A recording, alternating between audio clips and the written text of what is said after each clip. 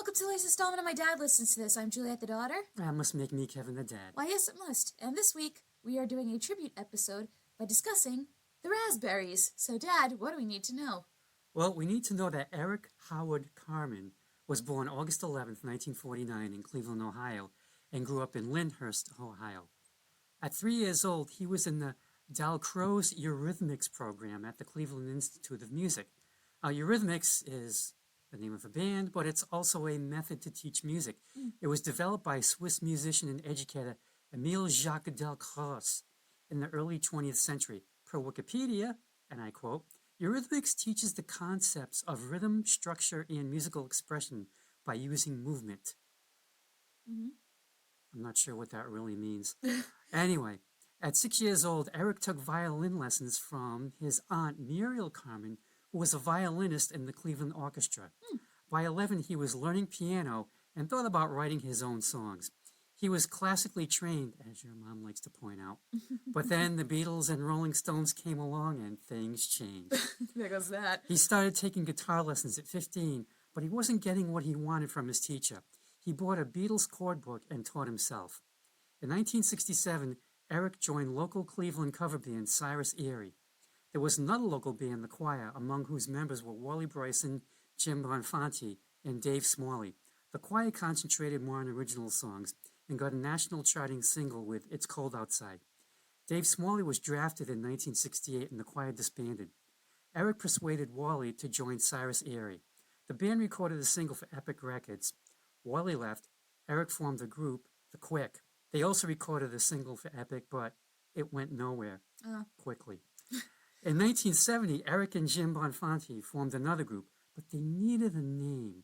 The name Raspberries came from Eric's publishing company, Magic Raspberries, as opposed to Regular raspberries. as opposed to magic mushrooms. The first lineup was Eric, vocals, rhythm guitar, piano, bass, Jim Bonfanti, drums, backing vocals, Wally Bryson, lead guitar, vocals, and John Alexic, bass and vocals. John left at the end of 1970, and Dave Smalley, back from Vietnam, took over on rhythm guitar with Eric moving to bass. They recorded a 3-song demo which reached the desk of producer Jimmy Ienna, for whom Eric had done session work. Jimmy signed the band to Capitol Records and would go on to produce all 4 Raspberry albums. Their debut, Raspberries, was released in April 1972. It came with a scratch and sniff sticker which smelled like, well, you know. That's great. I love that. It was the 70s. 2 singles were released. Don't Want to Say Goodbye, which went to number 86, in which the band thought was a horrible idea to release a ballad as their first single. They wanted to go all the way to be their first single, which turned out to be their second single, and it went all the way to number 5. And then Travelers, right out of the gate. Ouch, that's quick. Yeah. Critics heaped scorn on the band for having short hair, wearing matching outfits, and just generally being uncool. Ouch. Plus, they weren't shy about crediting their influences, the Beatles and the Who, and critics just kind of pegged them as like a teeny bopper band because, you know, this was the 70s, man. You had to be cool, man, and wear jeans and have hair down to your butt, man. And say man a lot, man. And the Beatles were gone, and the Raspberries were not the Who. But what the snoots missed was the Raspberries were one of the pioneers of power pop. The Who's Pete Townshend coined the term back in 1967 to describe his band's music. Now, my definition is like, it's kind of like mushing together the Beatles and the Who, if that makes sense. So maybe a little Beach Boys thrown in there. I hear a little bit of Queen in there, too. I can kind of see that. Yeah. Et voila, Power Pop. Okay, music critic Ken Sharp nailed it when he said, power pop is, it's the Rodney Dangerfield of rock and roll. No respect. Oh yeah. That's sad, but accurate. And it was also the kiss of death. If your band was tagged as power pop, you could pretty much kiss your career goodbye. Kiss record sales goodbye because, it's not cool, man. It's just not, man. Oh, man. Okay, their second album, Fresh, came out in November 72 and spawned 2 top 40 singles, I Want to Be With You, and Let's Pretend. Mm-hmm. And then, of course, tension arose within the band. There we go. Eric was dominant creatively, and his singles were the ones that were successful. Mm-hmm. The band hung on for 1973's Side 3. Then Dave Smalley and Jim Bonfanti were either ejected from the group or left on their own, depending on your source. You do the math, listeners. In 1974, Scott McCall and Cyrus Erie drummer Michael McBride joined the Raspberries. In September of that year, Starting Over was released, and it got raves. Rolling Stone actually named it Rock Album of the Year. Wow. Raspberries fan John Lennon was present for part of the recording of Starting Over, and there's a rumor that he may have assisted on the album's mix. Cool. Overnight Sensation was released as a single, and it went to number 18, but by then, it was over. Aww. The Raspberries had signed a 4-album deal with Capitol, and the label had no interest in renewing it. Damn. However, Eric Carmen went on to have a decent solo career. His first effort, 1975's All By Myself, went to number 2. And I was almost going to send you this, but I spared you. Celine Dion did a remake in 1996. That's the one I thought it was. Yeah. That went to number 4, which I had no idea she had even done her own version until I did the research. Everyone knows about that song, Dad. Everyone but me. That's the one that gets memed the most. Really? Yeah. Oh, I even showed you that video where P.M. Seymour does the impressions of George Washington, and there's that painting where he's facing the wind and the snow, and he's singing All By Myself, and someone chimes in with a, "Don't wanna be, shut up, Carl, I don't need backup singers." Well, I kind of feel that I dodged a bullet not having heard Celine's song for 28 years. What, you did? I did, and she has that ear-piercing note towards the end, and I'm sure she's a very nice lady and all, and she's got a great voice, but she definitely deserves better material. But I gotta say, All By Myself cries out for a Shatner rendition. No, it does not. You put that right back where it came from. Nope. Mr. Shatner, if you're out there listening, which you're probably not, please record it. Please don't. Please. No. Now, Eric used part of Rachmaninoff's second piano concerto for that song. Cool. And thought, no problem, it's in the public domain, which it was. In the United States. Oh, no. Outside, it was a different story. Shoot.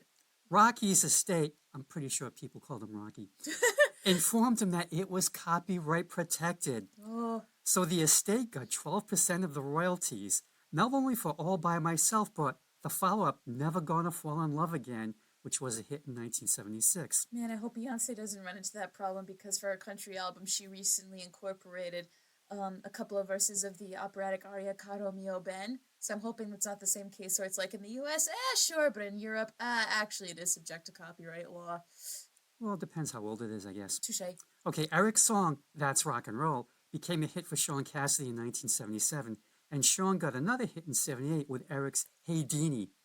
Eric got hits for himself in 78 with She Did It and Change of Heart. In 1984, he got a number 7 hit as a songwriter along with Dean Pitchford for Almost Paradise from the Footloose soundtrack. In 1987, old pal Jimmy Ienna contacted Eric to sing a song for a movie. Eric was hesitant, saying soundtrack songs died horrible deaths. Sometimes, not always. But hey, Almost Paradise, number 7. But he recorded the song anyway. It's a song called Hungry Eyes, and it was from the Dirty Dancing soundtrack, and it went all the way to number 2. And he followed that up with Make Me Lose Control, which went all the way to number 3. Then Eric was inactive for about a decade. In 1999, the 4 original members of the Raspberries reunited to play for the first time since 1973. There was talk of a summer tour, but promoters weren't interested. Oh, no, man, that curse just followed them everywhere, huh? In 2000, Eric put out an album on Rhino, I Was Born to Love You. Former Raspberries bandmate Wally Bryson played guitar in a few songs. And also that year, Eric joined Ringo Starr and his All-Star Band. Nice. Which, I gotta say, when Ringo first came out with the idea, that was the time to see it in the early days. I still liked it when I went. I'm sure you did, but I'm thinking, there's not as many famous guys as I want to. Well, here's the thing. When I went to go see it, he had, I think he had Edgar de Winter with him. Yeah. And he had that guy from Men at Work. and Colin Hay. and I forget the other people that he had, but it was like the audience was going nuts for Edgar de Winter singing Frankenstein, and I was bobbing my head along to Who Can It Be Now because everybody knows that song, but I really didn't lose my shit until Ringo started singing the Beatles hits, and I was like, this is what I came for. I didn't come for the other people. I came for Ringo. Uh-huh. Okay, in 2004, the House of Blues nightclub chain opened in Cleveland. The Raspberries reunited and went on to do a mini tour in 2005. Cool. And there's actually some footage on YouTube you can find, and Eric still had his voice. Their last reunion show would be in December 2007 at Cleveland's Playhouse Square. Let us leap forward to the year 2014. The Raspberries officially become part of the MCU, the Marvel Cinematic Universe. Oh, yeah, what song of theirs was used in Guardians of the Galaxy? Go All the Way was used in Guardians of the Galaxy movie, and the song also appears on the movie soundtrack, and it was just Awesome Mixtape Volume 1. rediscovered by a lot of people. Mm-hmm. Now, the band has been eligible for the Rock and Roll Hall of Fame since 1995. And yes, according to me, they deserve to be in there as soon as critics get over their disdain for power pop, I guess. As soon as they get their heads out of their ass. Yeah, because, they were pioneers, so come on, guys, get them in there. Mm-hmm. Eric Carmen died in his sleep on March 11th, 2024. He was 74 years old. As for me, I vaguely remembered some of the Raspberries songs when I was a kid, particularly Go All the Way and I Want to Be With You. Sometime in the 80s, I bought Raspberries Best featuring Eric Carmen on vinyl. And I still have the vinyl, and which originally came out in 1976. And I'm pretty sure I got my copy from Good Vibrations in Seekonk. Mm-hmm. And the thing was, when I played it, I was surprised at how many songs I actually knew. Oh, wow. Now, the CD, Capitol Collector Series, came out in 1991, which was actually a series of various artists, and it's like, hey, let's slap 20 songs together and just put it out there as a best of. Mm-hmm. Now, this CD has 9 out of 10 of the Raspberries' best songs on it.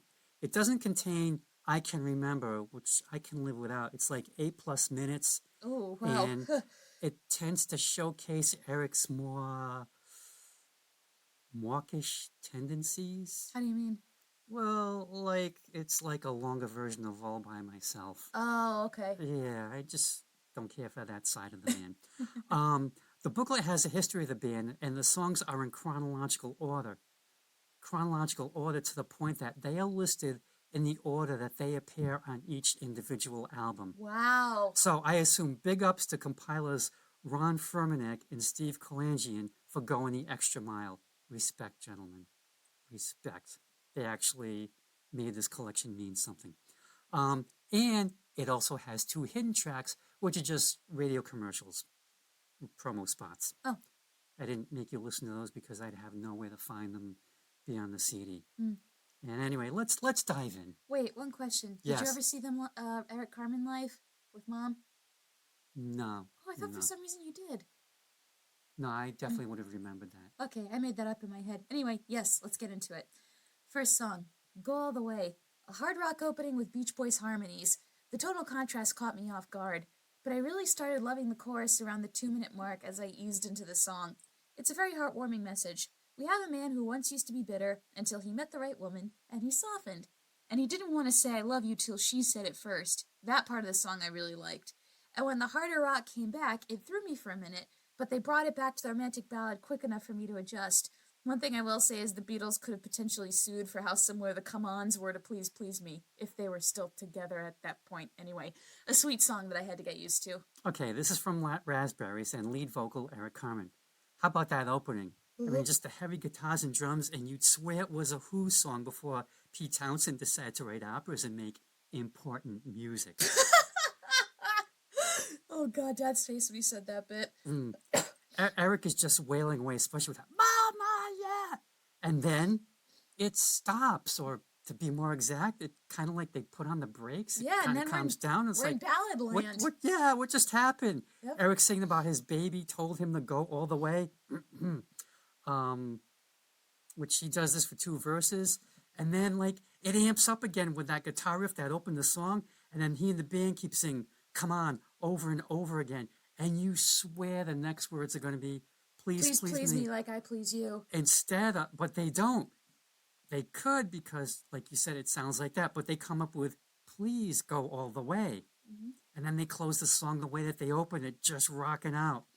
And this song is a blast, and it seems to open up every Raspberries compilation, and it was the very first track from their debut album. So Mm-hmm. you just can't go wrong. And I can kind of see why snooty critics would get upset with that Beatles allusion, Allusion, Mm-hmm.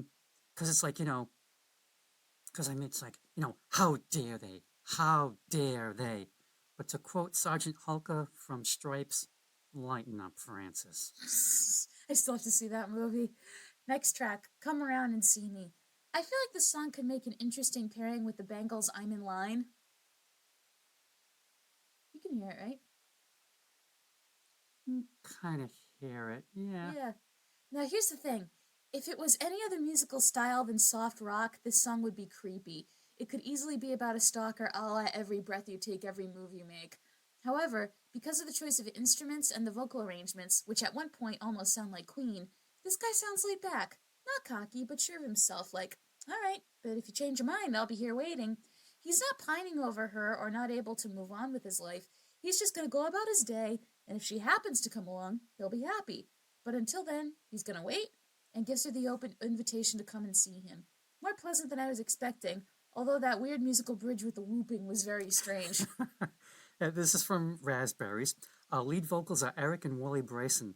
His love can't be denied, but he'll wait as long as it takes, Mm-hmm. and eventually she'll end up by his side. He can wait it out. Mm-hmm. Oh, yes. The guys give this song, I thought, kind of like a slight Latin tinge with the acoustic guitar. I'd have to go back and listen to it. Yeah.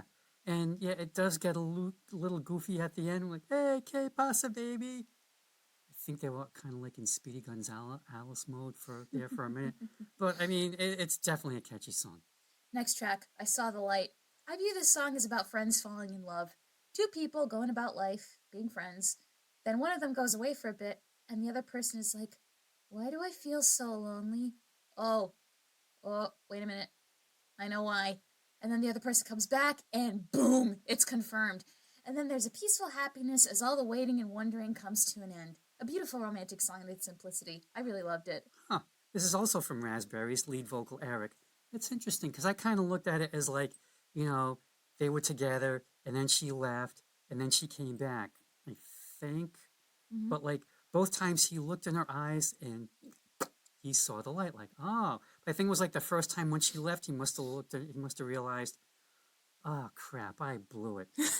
But then the second time, she comes back and he realizes, oh, thank God.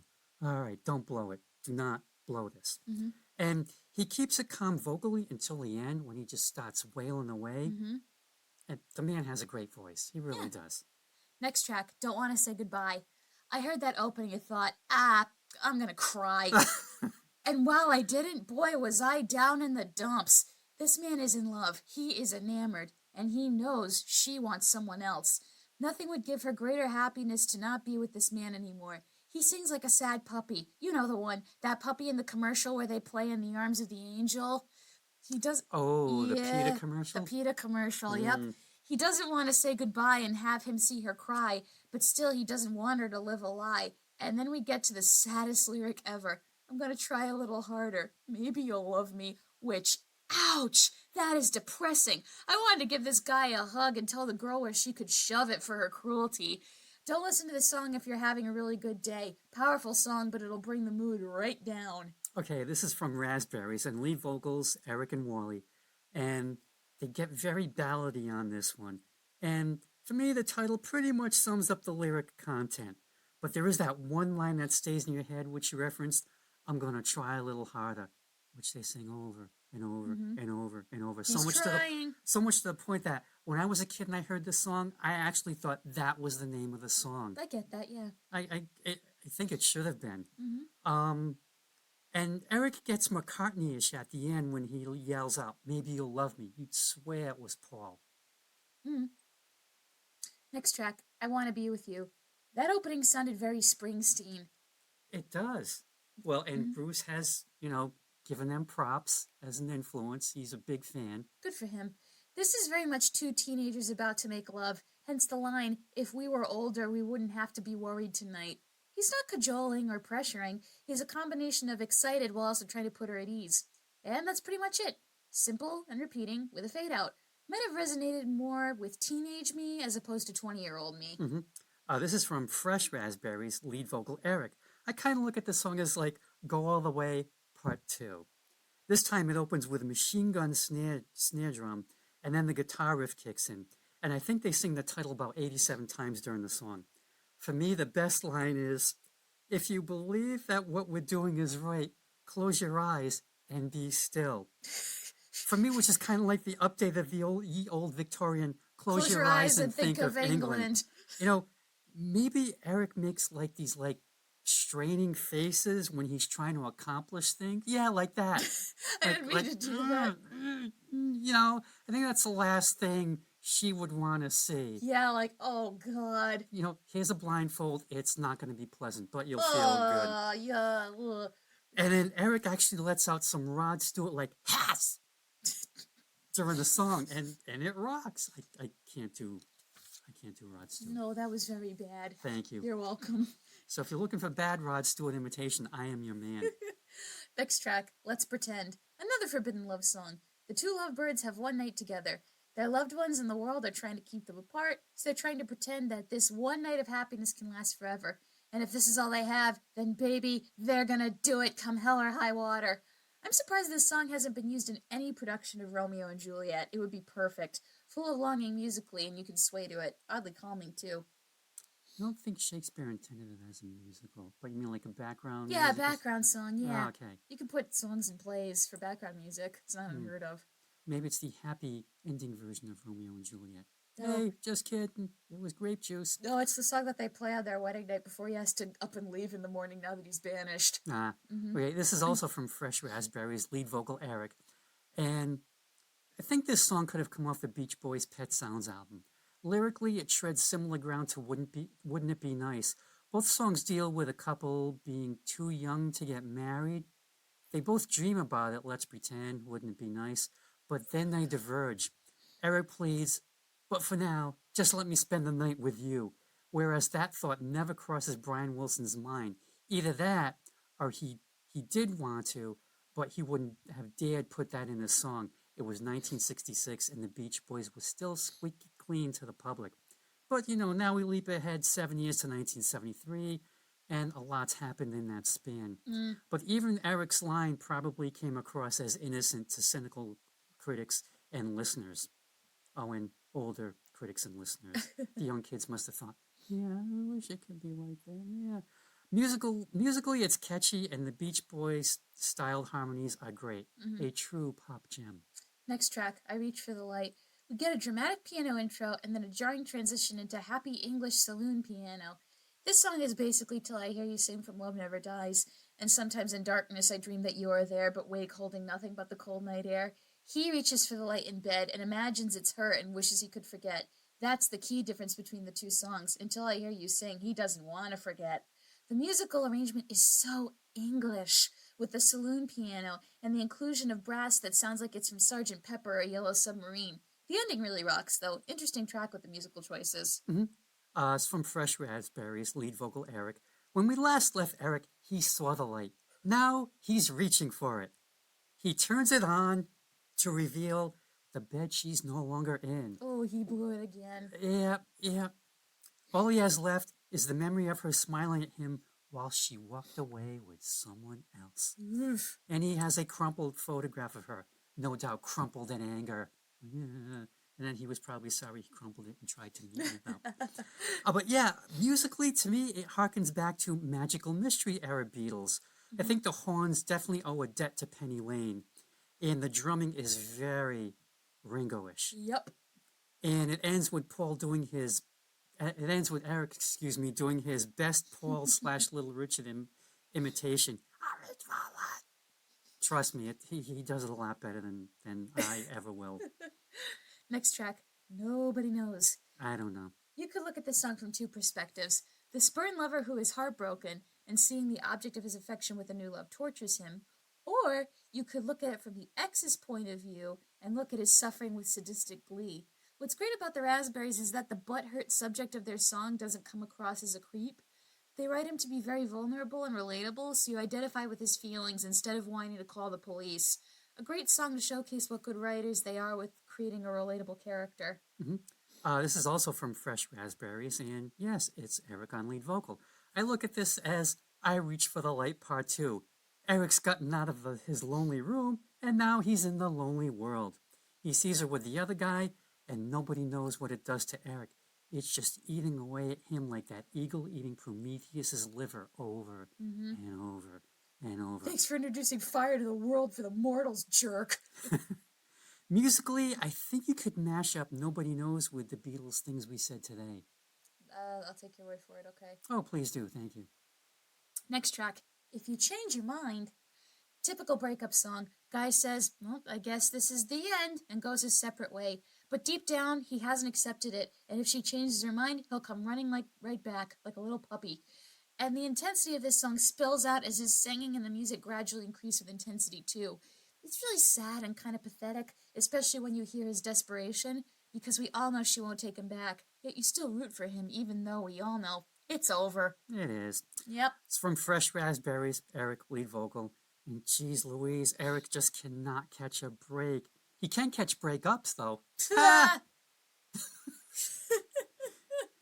He lets her, he has to let her go. But, if she ever changes her mind, he'll be waiting at home by the phone. Just waiting. Like Vicky Carr. Ring, damn you. Ring, ring, ring. Because, hey, Please be her, oh God, dear God, it must be her, but it's not her, and then I die. Yep, because, it was 1973, because, you kids have it so easy today with your smartphones where you can take them anywhere you want to go and get off my lawn, too, while you're at it. You darn kids, I'll call the police on you. Okay. But that was more like, but I think that's more like desperation or dedication or desperate dedication that you're just going to sit by that landline and you're not gonna move no matter what. Phyllis, eat something, you'll faint. No, Harry, I don't want my mouth to be full when my son calls me. Anyway, alright, next track, Driving Around. I love this song, and I realized I had heard the chorus before. Long hot days we'll be driving around. It opened with some vocals that were Manhattan Transfer-esque, but way better. Dad doesn't want to be reminded of that episode. Moving on. Summertime is here, school is over, and I'm going to spend the summer driving around with my baby, all to a groove, playing on the tape deck. Who could ask for anything more? This was before the country's energy crisis. Yeah. Your thoughts? Okay, this is also from Fresh Raspberries and Son of a Gun. It's Eric on lead vocal. I think this is one of the greatest car songs you probably never heard. Oh, yeah. School's out. It's summer. His tape deck's blasting. For those of you who don't know what a tape deck is, it's what was the cool thing to have in your car, where you could either have 8-track tapes or cassettes. Mike is still surprised that I have one in my car. I'm like, yeah, I just plug in the blank cassette to my phone and it plays Spotify. There you That's go. all I need. So yeah, his tape deck's blasting, his car's fast, and apparently it's a big one, as there's room for a backseat romance whilst at the park. Just watch out for the park rangers. Excuse me, you guys need to move along. The Central Park Rangers. Yes, Ranger Smith. 10 minutes later. Told you guys you need to move. Yes, Ranger. What's that from? I don't know. Oh, you just made it up. Very nice. The song opens with an a cappella Beach Boys harmonizing Long Hot Days Will Be Catching the Rays. And then it takes off from there. And every time I hear this song, it makes me want to get in my Honda Civic and drive around and wish that it was a convertible. But I don't think there's such a thing as a Honda Civic convertible. Or the Batmobile. Gets great in gas mileage, though. Yeah. Just an all-out great cruising song. But guess what? What? They would come up with an even greater one on their final album, which we'll get to a little later. Next track, Tonight. It's finally happening. This guy and his girl are going to finally do it. What was surprising, though, is the moment of introspection that he has. As he states in the song, I don't know if this is wrong or if it's right. And he does pause, but eventually he gets back to the excitement that he had before. Oh, sure, it's right. How could this be wrong? Come on. I don't know if this was a song you'd want to play if you're in the mood because the introspection might kill the vibe, especially if both partners stop and think. I mean, if you have to stop and think, then sometimes that's a good thing because it checks in that, hey, do you really want this? So just be careful when using this song. Should I stay or should I go? Oh, the Clash. I know. Okay, this is from side 3, and once again, Eric on lead vocal. Lyrically, there's not a lot going on here. Tonight, Eric will be with her tonight. Mm-hmm. And he puts it out there with the lines, "Won't you let me sleep with you, baby?" And "I just want to make you feel good inside." He's a caring man. But musically, holy crap. Great countdown in the beginning from Eric. And for me, it was kind of like a slowed down version of Paul McCartney's count at the beginning of I Saw Her Standing There. I'd have to listen It sounds just like it, but like I said, it's slowed down. And I think on this song, Eric pretty much lets his inner Paul out all over the place. And Wally Bryson sounds a little Jimmy Pagey in the intro, which is fine. And then there's Jim Bonfante's Keith Moon drum fills. And the way he ends the song, just him drumming, no one else playing, it just needs to be heard. It's just like this colossal sound. The band is up in your face, probably to make up for the juvenile lyrics. Next track, Last Dance. The song is really interesting because to me it describes what it's like to be in love with a sheltered person. It's especially relatable if you're a teenager and you have strict parents, because that's what it sounds like, especially as he says that her mother is staring at her and she's staring back at the mother, and there's all these things that she wishes she could do but can't. And because he loves her, just for one night he wants to dance with her, and that would be adventurous enough. And it's also interesting as we get to hear some of the music playing at the dance, which almost sounds like bluegrass dance music, if that's a thing. Yeah. Fascinating story and fascinating arrangement. This is from side 3, lead vocal, Wally. And now we get to Calm Down After Tonight. And like I said, Wally gets a solo vocal turn, and he's trying to get this girl to come out. And like you said, she's at home, kind of locked in a staring contest with her mom, thinking of all the places that she could be. And at one point, Wally sings how he'll make enough romance for 2, so she can just lie there like a slug, I guess. Oh my God, Dad. Ugh. It was her best defense. Why'd you have to say it that way? Randy lay there like a slug. It was his best defense. Oh my God. Musically, Jim Bonfante's making like a subtle Keith Moon, if there ever was such a thing. You'd have to hear the song to kind of get what I'm trying to put across. Choice in the song, the band sings that line, "We'll dance away into the night." And then, as you said, the music turns country. Like, there's a fiddle included. But it's not jarring to the song at all. It has, I guess, a nice flow to it. Sorry about the slug line. No, I'm thinking of a video I'm going to show you later. Anyway. Let's move on, shall we? Yes, next track. Hard to Get Over a Heartbreak. Oof, the classic relationship mistake. I just broke up with somebody, and I'm going to get over it by jumping into a relationship with someone else. This could easily come across as manipulative, but instead, it comes across as pathetic and sad. And he's not really yelling at this new person, just kind of venting before it gets to the point of whining. However, when he gets to the third verse, you also realize he could also be begging the woman who dumped him to let him come back into her life. Then there's a pretty fun guitar solo, and at the end he sings it like he's laying down the last card he has. This is what I want, I'm counting on you.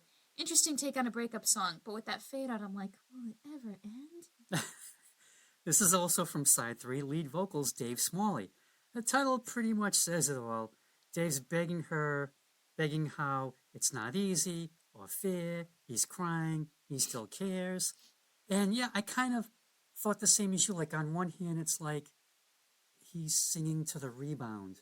But then on the other hand, it's also like he talked about it didn't hurt her to say goodbye, but it's killing him. And you could also look as like, maybe he's counting on her once again to help him get over his heartbreak. Like, another chance, maybe. It's kind of a little vague, but I could see it going either way. And musically, again, they're just so in your face. And I think Jimmy Ienner is like a phenomenal producer. Just the sound he got for this band is just so big. And the break, it kind of sounds like slow Led Zeppelin. And then they crank it up again, and it's just irresistible. It's just a great song. Next track, I'm a Rocker. The rock references are everywhere in this song, and if you don't notice them, listen again. Yet I wonder, is this really a rock voice? The music rocks more than his voice, but I think you could classify his voice as soft rock. That tight-booted teeny lyric must have had the mothers clutching their pearls. The rock and roll lifestyle has grabbed him, and he wants to share it with his baby by reeling and a rockin' till the break of dawn. Reminds me of that line from Freaks and Geeks. Rock and roll don't come from your brain, it comes from your crotch. This is a song I think that falls under that category. A song where repetition is key, especially with the clashing cymbals and guitar really hitting the point home. I think he's definitely got the rocker voice going on in this one. This is also from side 3, and Eric shouts his way through most of this song, but in a good way. He declares he's a rocker, a roller. He's been boogieing since he ditched the stroller. I love that line. Start him young, you know? He's twisting like a top, never want to stop. So hold him tight, and you too can rock the night away. And as for $9.99 a month. And as for getting the message like it came by cable, that was a thing back then. And you know what? It still is now.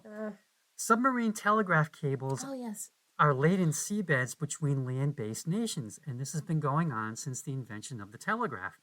Nowadays, it's fiber optic subcables are being used, and believe it or not, 99% of data traffic crossing oceans is carried by undersea cables, and Australia said that they are so dependent on them for their economy. If they didn't have them, they would just be goners. Adrift, literally. Yep. And musically, again, everything is just like so upfront and in your face. And considering the song's title, it should be.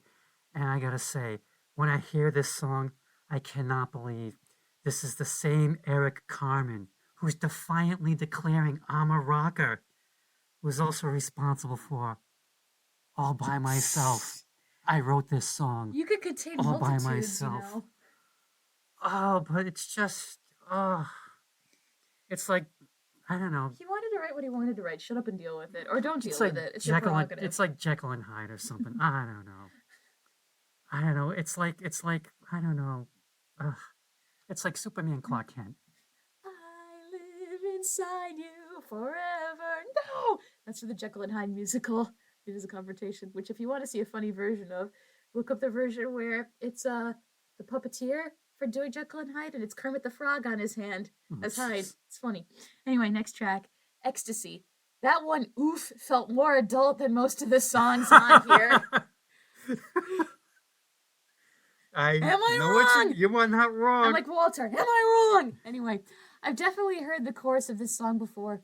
The harmonies on the word tonight are absolutely gorgeous, and it's a loving ecstasy, not a lustful ecstasy. Well, not the drug. Although it's very much possible to experience both at the same time.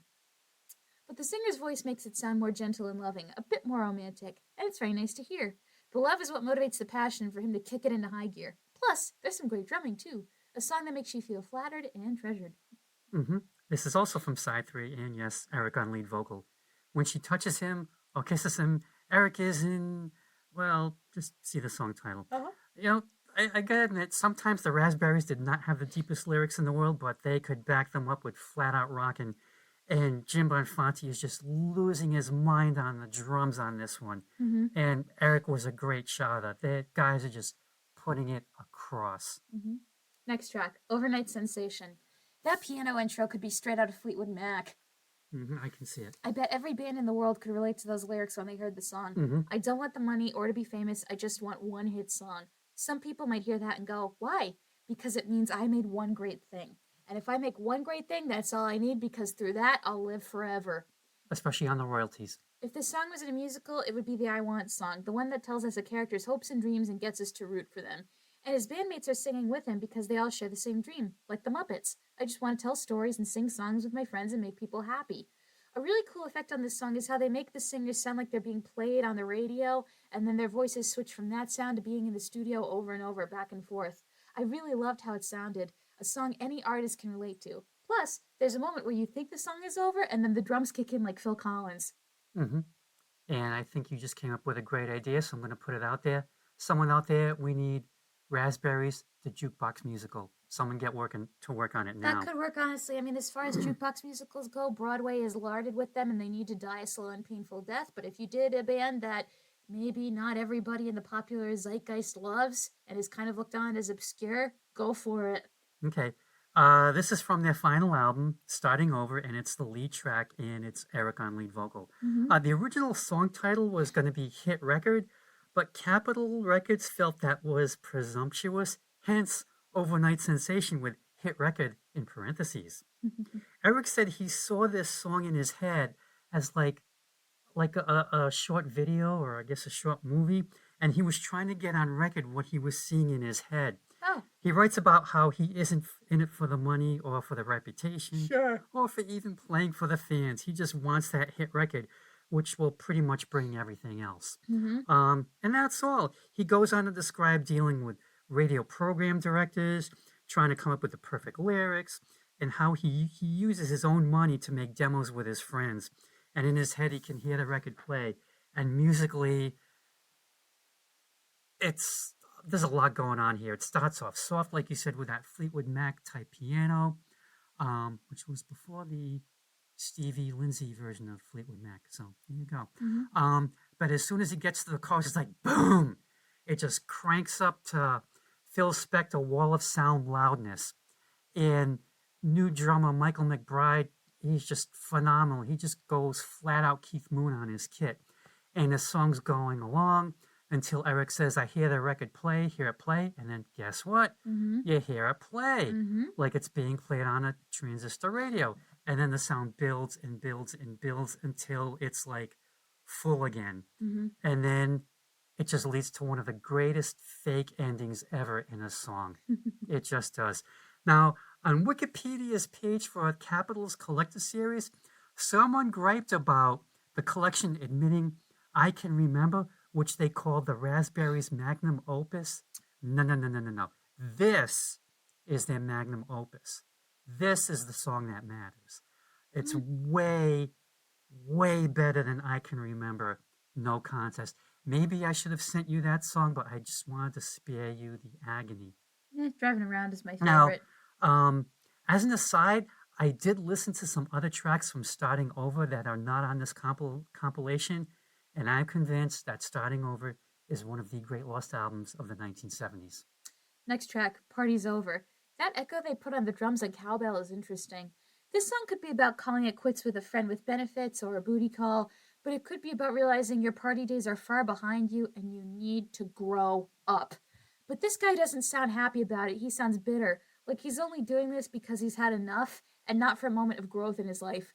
The party music keeps persisting, like he's still seeing it going on around him and he doesn't care. A bitter song that rocks. Mm-hmm. This is from Starting Over, and lead vocal is Wally. And Wally Bryson wrote this about Dave Smalley and Jim Bonfanti no longer being in the band. When we started, it was a lot of fun, and the times we had I'll never forget, but now I'm older and wiser and a bit of a miser, and it's crazy, but I don't want to quit. And I think you're right. It's like, yeah, this isn't fun anymore, but I'm going to keep going and see it to the end, no matter what. And the song opens with just a drum beat and then cowbell and then that crunching guitar riff. And this song rocks hard and proves that the new guys and the other guys could bring it just as well as Eric, who's relegated to background vocals on this one, but you can hear him very well. And this is one of those songs where, like, you gotta crank it up. Next track, Rose-Colored Glasses. Was spelled the British way. Quite. Is this really rose-colored glasses or viewing the world through a positive lens? The latter isn't necessarily a bad thing, but it can be when you use it to shut out everything negative and choose to ignore it until it becomes a problem. And the way he sounds so mournful, it's almost as if he's saying he knows something has to change, but he's too steeped in life that he can't figure out another way or a way out. And it kind of gets you depressed too. Reminds me of that one line from BoJack Horseman, which I've never seen, but I know this line. When you look at red flags through rose-tinted glasses, all the red flags look just like flags. This is from Starting Over, and lead vocal, Scott McCarl. Wearing rose-colored glasses means having a positive attitude but failing to notice the negative things. So basically, it's kind of like an unrealistic view of life. And I think Scott was writing about how it was to be like one of the new guys in the band. And he was just going to do his best to overlook the fact that it was all starting to come apart. Just smile and wave, boys. Smile and wave. Smile and wave. And even though he knows that brass ring is slipping away, he's still going to keep those glasses near, just in case. kind of kind of a Beatlesque arrangement, kind of like around Sergeant Pepper, Magical Mystery era. And yes, spelling the word colored with a U. Very British. Quite. Hmm. Next track, Cruisin' Music. This is very Beach Boys influenced. Oh, Guy yeah. wakes up, checks the weather report, and if it's nice out, he'll take a drive down to the beach with some cruising music playing on the radio. And maybe he'll pick up some chicks and go dancing with them at night. Another great song for getting you in the mood for summer, but I hate that key change. And the jingle bells make me think of Christmas. I can't help it. The Jingle Bells is supposed to make you think of Phil Spector. Nah, well, I didn't. This is from Vision failed. also from Starting Over, Eric on lead vocals. Yeah, he's heading to the beach, driving down the highway, punching all the buttons on the radio just to find the station that's playing cruising music. For those of you of a certain age, yes, you had to like push these like really hard to push buttons on the radio that you could actually preset. You had to like turn the dial to the station and then hold it 5 seconds and then let go. Now it's programmed. Yep. That's how we did it in the old days. Oh my God, I'm so old. Anyway, sometimes he just needs happy music, and the world does in general, which he tells us. And yet, musically, and he admitted it, he was thinking of the Beach Boys. He said he may have heard "I Get Around" by them. But yeah, it's that, and like I said, definitely Phil Spector influenced.